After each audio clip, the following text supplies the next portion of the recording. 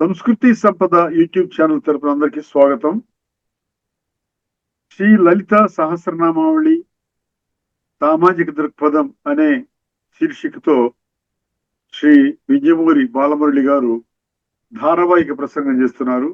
వారి ధారావాహిక ప్రసంగంలో ఈరోజు 55వ ప్రసంగం చేస్తున్నారు. శ్రీ బాలమురళి గారికి స్వాగతం. ధన్యవాదాలు సార్. ఆచార్య వెంకటేశ్వర్లు గారికి ధన్యవాదాలు. అలాగే లలితా సహస్రనామం నామ ప్రాధాన్యత, సామాజిక దృక్పథం, సంస్కృతి సంపద ఛానల్ ద్వారా మనం తెలియజేసుకుంటూ ఉన్నాం. ఆ శ్రీమాత అనుగ్రహంతో మరలా మనం ఈ నామాలని సంపూర్ణంగా అవగాహతం చేసుకొని వాటి యొక్క ఫలితాన్ని పొంది అమ్మ ఆశీస్సులను పొందుతామని ఆశిస్తూ, ఒకసారి పార్వతి పద్మనయన పద్మరాగ సమప్రభ అని మన అమ్మవారి తాలూకా రూపాన్ని మనం చెప్పుకున్నాం.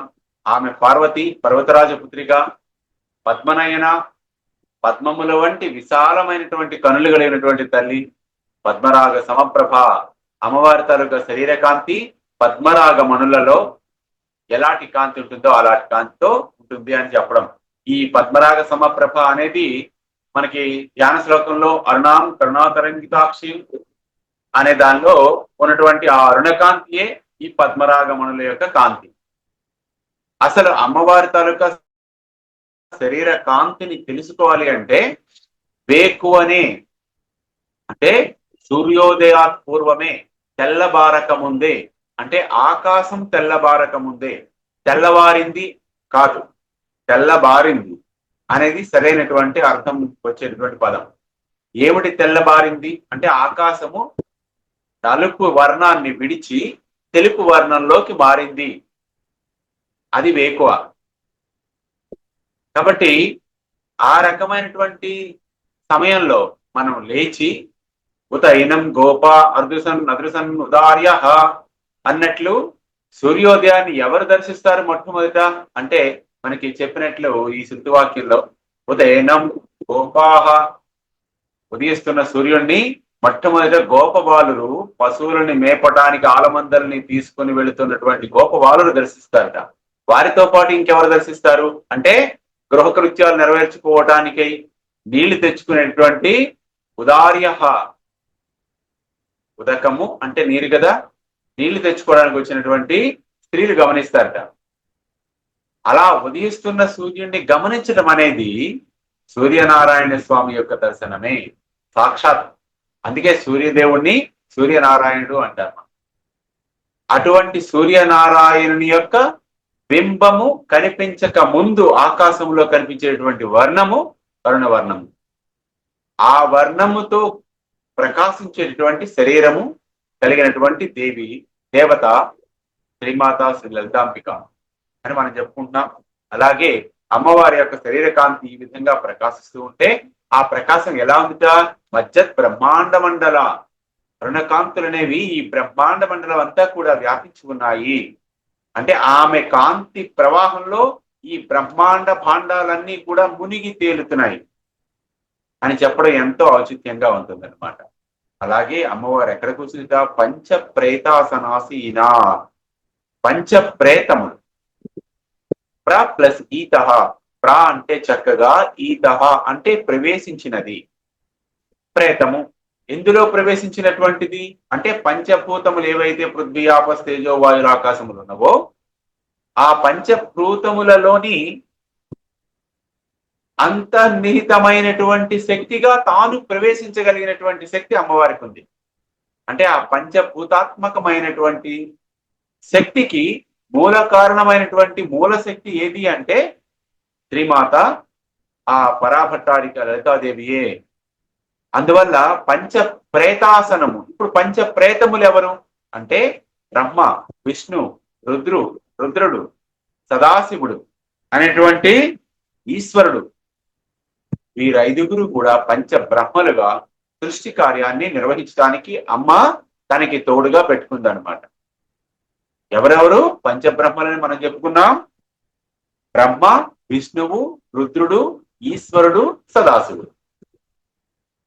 ఈ ఐదుగురిని 5 ప్రేతములు అంటారు. ఎందుకంటారు అంటే ఈ సృష్టి కార్యములో వారి యొక్క బాధ్యతలు లేని పరిస్థితి వచ్చినట్లయితే వారు కూడా పంచభూతాలలోనే లయమైపోతారు కనుక.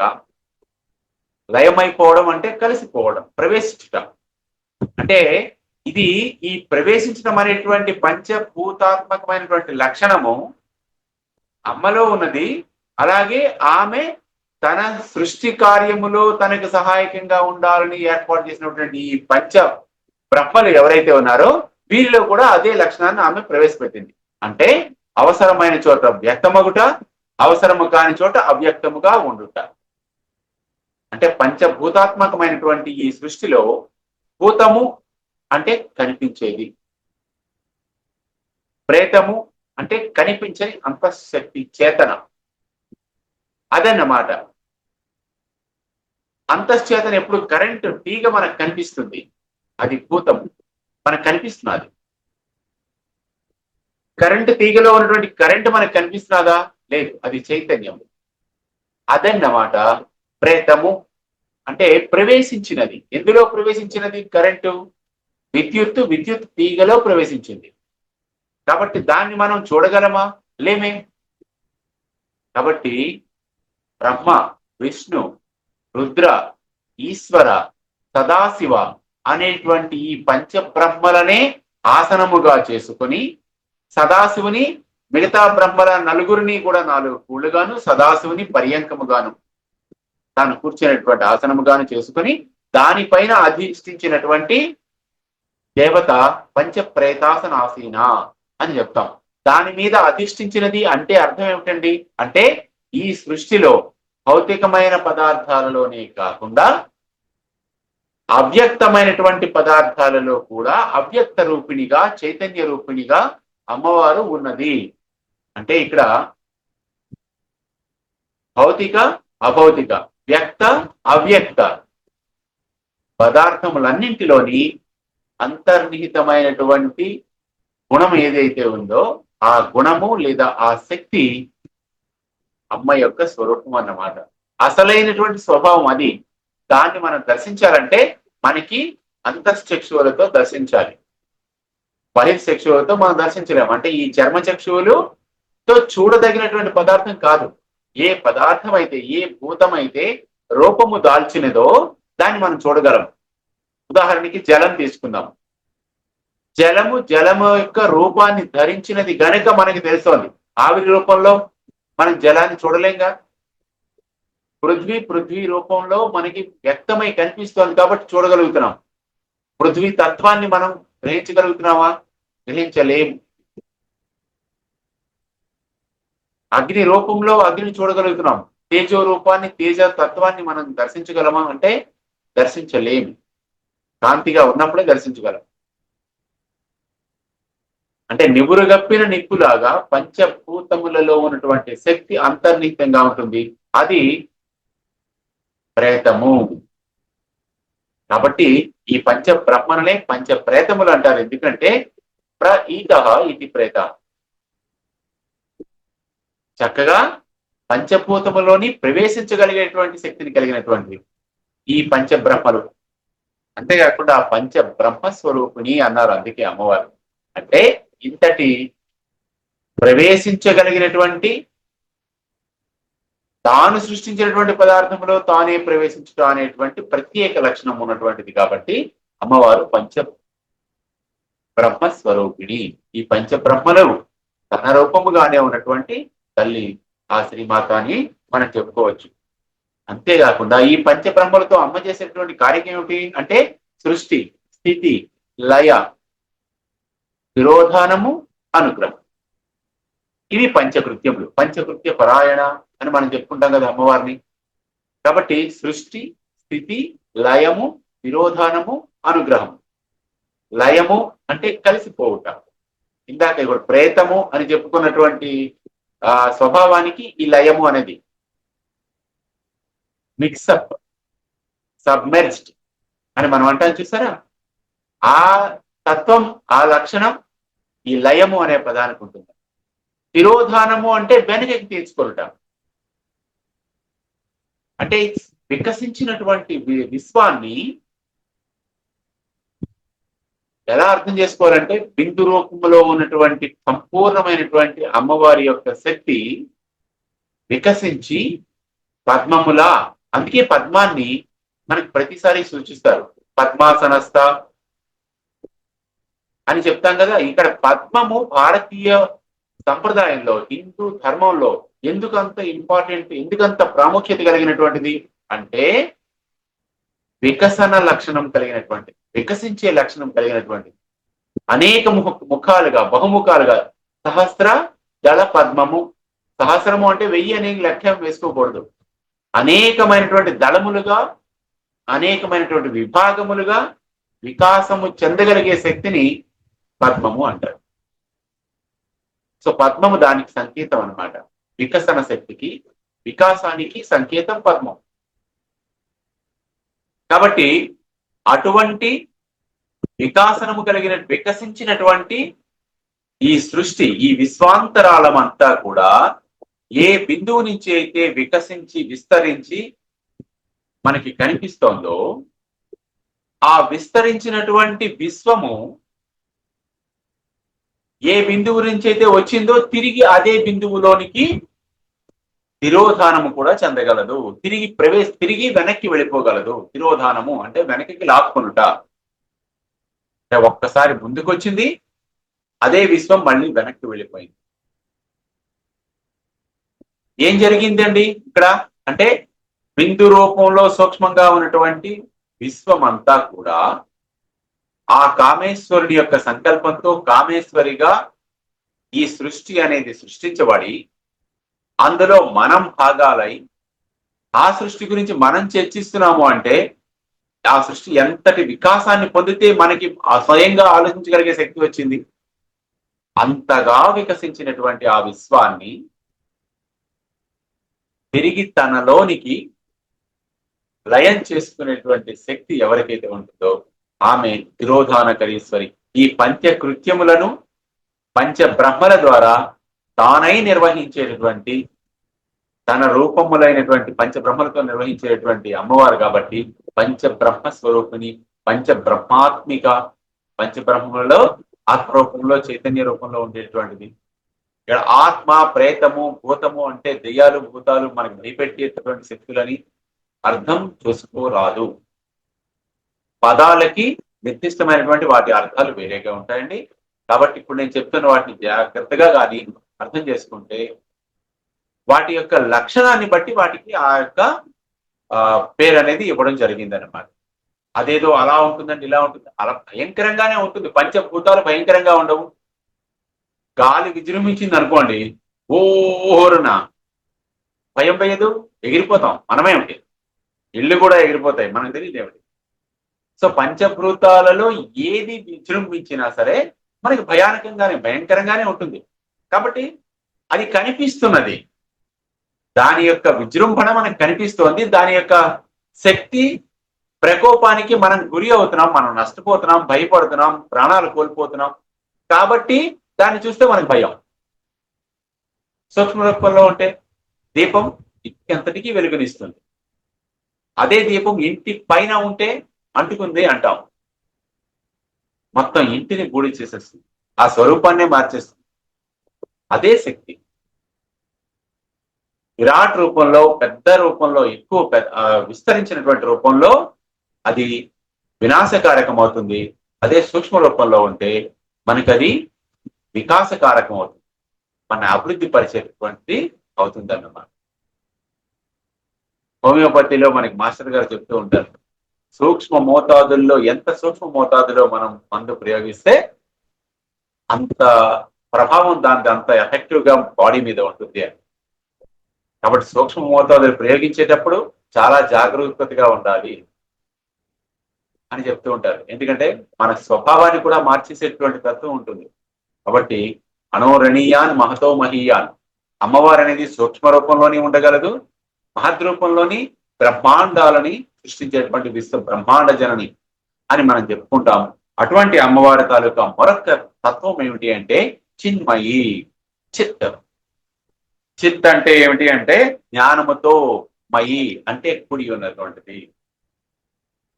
అర్థము చేసుకోగలిగేటువంటి శక్తి మనకి ఉన్నప్పుడు, అవగాహన శక్తి ఉన్నప్పుడు జ్ఞానాన్ని మనం ఏం చేస్తాం? పొందగలుగుతాం. జ్ఞానాన్ని మనం ఆవాహన చేసుకోగలుగుతాం. జ్ఞానాన్ని కూడబెట్టుకోగలుగుతాం. జ్ఞానాన్ని వినియోగించుకోగలుగుతాం. అటువంటి జ్ఞానాన్ని వినియోగించుకోవడం లేదా అర్థం చేసుకోవడం లేదా కూడబెట్టుకోవడం అనేటువంటి శక్తి మనకి అందించేది చిత్ శక్తి. చిత్ శక్తి చేతనారూప జడశక్తి జడాత్మిక. అమ్మవారి తాలూకా నామాలు మరొకసారి స్ఫురణ మధ్య మధ్యలో ఇలా స్ఫురణ చేస్తూ ఉంటుంది మనకి. ఆ సందర్భం వచ్చినప్పుడు వాటిని స్మరించుకుంటూ మనం ముందుకెళ్తూ ఉంటాం. ఆ పర్టికులర్ నామం మనం చెప్పుకునేటప్పుడు దాన్ని ఇంకా విస్తృతంగా దాని యొక్క పూర్వాపరాలని తెలుసుకుందాం. ఈ రకంగా మనం వెళుతూ ఉండడం వల్ల ఏమవుతుందంటే సింహావలోకనం అంటారు దీన్ని. ఒక్కసారి ముందుకు వెళ్ళి మళ్ళీ వెనక్కి వస్తూ వాటిని కూడా మర్చిపోకుండా చరణం చేసుకుంటూ స్ఫురణకు తెచ్చుకుంటూ హృదయస్థం చేసుకోవడం. అమ్మ యొక్క తత్వాన్ని సంపూర్ణమైనటువంటి లక్షణాలని మనం హృదయగతం చేసుకుంటే అమ్మ యొక్క ప్రతి క్షణంలోని అమ్మ యొక్క సాన్నిధ్యాన్ని, అమ్మ యొక్క అస్తిత్వాన్ని మనం గమనించగలుగుతాం అన్నమాట. అప్పుడు సర్వ జగత్తు, సర్వ సృష్టిలోని మనకి ప్రతి అణువులోని కూడా ఆ అమ్మ యొక్క చైతన్యమే మనకి తొలగిసలాడుతూ కనిపిస్తుంది అనమాట. అలాంటప్పుడు మనకి ఉదార చరిత్ర అనేది ఏర్పడుతుంది, ఉదార లక్షణం అనేది ఏర్పడుతుంది. ఉదార చారితానాంతు వసుధైక కుటుంబకం అంటారు కదా. ఏ స్వభావం మనకి ఏర్పడాలని ఇదంతా మనం నేర్చుకుంటున్నామంటే ఈ విశ్వమంతా నా కుటుంబమే, ఈ విశ్వములో ఉన్నదంతా నా యొక్క ఆత్మ వంటి ఆత్మలతో కూడుకున్నటువంటి చైతన్యమే అని అనుకున్నప్పుడు మనకి స్వపర భేదాలు ఎందుకుంటాయండి? ఈర్ష్య ద్వేషాలు ఎందుకుంటాయి? పగలు కక్షలు కార్పణ్యాలు ఎందుకుంటాయండి? ఇది మనం సామాజికంగా మన జీవన విధానంలో అలవర్చుకోవాల్సినటువంటి లక్షణం. కాబట్టి ఈ చిత్శక్తి రూపంలో ఉన్నటువంటి ప్రతి జడ అజడ పదార్థాలలో అమ్మవారు ఉంటుంది. కాబట్టి ఆవిడ చిత్ ప్రకాశ రూప. ఈ శక్తికి 3 లక్షణాలు ఉంటాయి. ఏమిటది అంటే చిత్, ప్రకాశము, విమర్శ. చిత్ అంటే ఏమిటి అంటే మెలకువ. మనకి మెలకువని ప్రసాదించే శక్తిని చిత్ శక్తి అంటారు. ప్రకాశ బిందువు అంటే ఆ మెలకువ యొక్క విస్తృతి. అంటే కళ్ళు విప్పిన వెంటనే మనకి మొత్తం ఇల్లంతా ఒక్కసారి దర్శనం అవుతుంది. మనం ఎక్కడున్నాం అనేది మనకు తెలుస్తుంది. ఎక్కడున్నాం అనేది తెలియడం స్టార్ట్ అయిన తర్వాత ఎంతసేపు మనం నిద్రపోయాము, నిద్ర సరిగ్గా పట్టిందా లేదా, తర్వాత అయితే లేచాం కాబట్టి తర్వాత చేయవలసిన పని ఏమిటి, ఇవన్నీ ఆలోచనలు మనకు వస్తుంటాయి. అంటే మైండ్ ఏమవుతుంది, మన బుద్ధి ఏమవుతుంది, వికసిస్తోంది. అది ప్రకాశ రూపం. ప్రకాశం యొక్క చిత్, ప్రకాశము, విమర్శ. ఈ 3 లక్షణాలు చిత్ శక్తి యొక్క లక్షణాలు. అంతేకాకుండా ఈ చిత్ శక్తి అనేది చిత్ ప్రకాశ విమర్శ బిందువుల సమన్వయము. 3 బిందువులు అని చెప్పుకున్నాం కదా. త్రిభుజాకారంలో మనకి శ్రీచక్రంలో మనకు కనిపిస్తుంది అనమాట. శ్రీచక్రంలో కనిపించేటువంటి త్రిభుజం యొక్క 3 కోణాలు ఈ చిత్ ప్రకాశ విమర్శ రూపాలు అన్నమాట. అది మనం శ్రీచక్ర పరంగా మనం అన్వయించుకుంటే అలా మనకు అర్థమవుతుంది. అంతేకాకుండా జ్ఞాన స్వరూపమైన అమ్మవారు వ్యక్తమై ఉపాసకునికి ఈ జ్ఞాన రూపంలో ఈ చిత్శక్తిని ప్రేరేపించి విమర్శ రూపిణి అయి, ప్రకాశ రూపిణి అయి మన యొక్క జ్ఞానాన్ని మరింత వికసింప చేసుకోవడానికి, అభివృద్ధి చేసుకోవడానికి దోహదం చేస్తుంది అనమాట. అంతేగాక ఒక విషయం అర్థం కానప్పుడు మనం ఉండే స్థితికి, ఒక విషయం అర్థం అయిన తర్వాత మనకు ఉండేటువంటి స్థితికి ఏదైతే తేడా ఉందో అది విమర్శ రూపం అన్నాం. అంటే ఫర్ ఎగ్జాంపుల్ ఒక సమ్ మనకి రాలేదు, ఒక లెక్క మనకి రాలేదు. రానంత వరకు, దాని ఫార్ములా తెలియనంత వరకు మనకి అదేంటంటే కొరకరాని పోయేలా ఉంటుంది. ఆ ఫార్ములా తెలిసి దాని అర్థం తెలుసుకుని ఆ ఫార్ములాని ఎలా వాడాలో మనకు తెలిసిపోతే లెక్క మనం చేసేసి ఆన్సర్ వచ్చేస్తుంది. ఆన్సర్ వచ్చేసిన తర్వాత మన స్థితికి, ఫార్ములా తెలియక ముందటి మన పరిస్థితికి ఏదైతే ఉందో అది చిత్శక్తి వికాసనానికి ముందున్న లక్షణము, చిత్శక్తి వికాసనం జరిగిన తర్వాత విమర్శ రూపంలో మనకు ఉన్నటువంటి లక్షణం ఇదనమాట. అంటే జ్ఞానం పొందక ముందు ఉన్నటువంటి లక్షణం, జ్ఞానం పొందిన తర్వాత ఉన్నటువంటి లక్షణం. ఒక రకమైనటువంటి రిలీఫ్, ఒక రకమైన సాధించేననేటువంటి భావం, ఒక రకమైన అవగాహన, సంతృప్తి మనకి ఏర్పడతాయి. ఆ అవగాహన సంతృప్తి ఏర్పడమే విమర్శలు. అర్థం ఉందన్నమాట. చిన్మయి అంటే జ్ఞాన స్వరూపిణి అయినటువంటి అమ్మవారు మనకి ఈ రకమైనటువంటి శక్తులను మనలో, మన దేహంలో, మన బుద్ధిలో, మన చిత్తంలో ప్రకాశింపజేస్తుంది. అంతేకాకుండా మనకి అక్షరాలు, బీజాక్షరాలు కానీ తీసుకున్నట్లయితే కచట తప ఏవైతే అక్షరాలు ఉన్నాయో ఈ కచట తపలే పంచబ్రహ్మలు అని మనకి చెప్తారు తంత్రశాస్త్ర పరంగా. కాబట్టి ఈ కచట తప అనే అక్షరాలు పంచబ్రహ్మ స్వరూపమైనటువంటి అక్షరాలు అని మనకు కూడా చెప్తారు. చిత్ అనేది సూక్ష్మ శక్తి అని మనం గ్రహిస్తే అది మనకి కంటికి గోచరము కానటువంటి చైతన్యము అనేటువంటి దాన్ని మనం అవగాహన చేసుకుంటాం. ఇదనమాట చిన్మయి అనే నామానికి జ్ఞాన స్వరూపంతో నిండి ఉన్నటువంటి అమ్మవారు అని అర్థం. ఆమె జ్ఞాన స్వరూపం. జ్ఞానం మన దగ్గర ఉన్నది అంటే అమ్మ మన బుద్ధిలో ఉన్నది అని అర్థం. నాకు జ్ఞానం ఉందండి కాబట్టి నేను ఇలా మాట్లాడనండి అంటే అమ్మ నాలో ఉన్నదండి అని చెప్తున్నావు. మరి అబద్ధం ఎలా ఆడుతావు?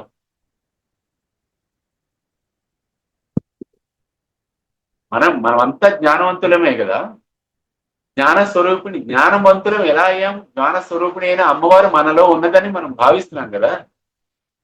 అబద్ధం ఎలా ఆడుతావు? అమృతం అన్యాయం ఎలా చేద్దాం అనుకుంటావు? లేని దాన్ని ఉన్నట్లు ఎలా మోసం చేయగలుగుతావు? చేయలేం కదా. ఇది సరైనటువంటి జ్ఞానం అని, సమ్యక్ జ్ఞానము అంటారు. మోసం చేయడానికి జ్ఞానం కావాలి, కానీ మోసం చేయడం అనేది అన్యాయము, తప్పు, అలా చేయకూడదు అనేటటువంటి విచక్షణ జ్ఞానం ఏదైతే ఉందో ఆ విచక్షణ జ్ఞానము ఈ జ్ఞానము కన్నా గొప్పది. బ్యాంకుని కన్నం పెట్టి రోబరీ చేయడం అనేటువంటి దానికి కూడా జ్ఞానం ఉండాలి. జ్ఞానం లేనివాడు ఆ పని చేస్తే దొరికిపోతాడు. వాడికి ఆ రకమైన జ్ఞానం ఉన్నది, కానీ అలా చెయ్యకూడదు అనేటటువంటి విచక్షణ జ్ఞానం లేదు. ఏది గొప్పది? జ్ఞానం గొప్పదా? జ్ఞానాన్ని ఉపయోగించవలసినటువంటి ఎక్కడ వాడాలనేటువంటి విచక్షణ జ్ఞానం గొప్పదా? దేన్ని మనం అనుసరించాలి? జ్ఞానం ప్రతి ఒక్కరికి భగవంతుడు ఇచ్చాడు. సహజాతంగా బై బర్త్ మనకి పుట్టుకతో వచ్చేస్తుంది. కానీ ఆ ఉన్నటువంటి జ్ఞానాన్ని విచక్షణతో వాడడం అనేది మనకు తెలిస్తే హిరోషిమా నాగసాకిల మీద అణుబాంబులు పడకుండా ఉండును. ఇప్పుడు ఇజ్రాయెల్ వెస్ట్ ఏషియాలో ఇంతటి యుద్ధాలకి కారణం కాకుండా ఉండదు. కరెంట్ పాలిటిక్స్ తో మనం అనుసంధానం చేసుకుందాం. మన చుట్టూ ఉన్న పరిస్థితుల్లో అవగాహన చేసుకోవడానికి మనకి విచక్షణ జ్ఞానం కావాలి. స్వార్థమే కదండి. ఎక్కడి నుంచి ఎవరితో మనకి వీడి ఫేవర్ కాదు, వీడు నాకు కావాల్సిన వాడు, వీడు నాకు ఇష్టము, వీడు నాకు అయిష్టుడు అని మనం అనుకునే ముందు విచక్షణ జ్ఞానాన్ని కొంచెం మనం కానీ ఉపయోగించినట్లయితే అది ఉత్తమ జ్ఞానం అని. ఇది నేను ఎవరినైతే సమర్థిస్తున్నానో వాడు సమర్థించదగిన వాడా కాదా, నేను ఏ విషయాన్నైతే నమ్ముతున్నానో ఆ విషయం నమ్మదగినదా కాదా, న్యాయబద్ధమైనదా కాదా, ధర్మబద్ధమైనదా కాదా, ఈ చర్చ మనం నిరంతరం చేసుకుంటూనే ఉండాలి. అలా చేసుకుంటూ ఉంటే ఒక్కొక్క సోపానము మనం అధిరోహించి ఒక స్థాయికి వచ్చేటప్పటికి నిరామయంగా, నిర్మలంగా మన మనస్సు అనేది రూపొందుతుంది. ఆ రకమైనటువంటి మనస్సు ఎవరికి ఉంటుందో వారి మనస్సులో, వారి వాక్కులో అమ్మవారు విమర్శ రూపిణి విద్య స్థిరమై ప్రకాశిస్తుంది అన్నమాట. అలాంటి వాళ్ళని వశ్య వాక్కులు అంటారు.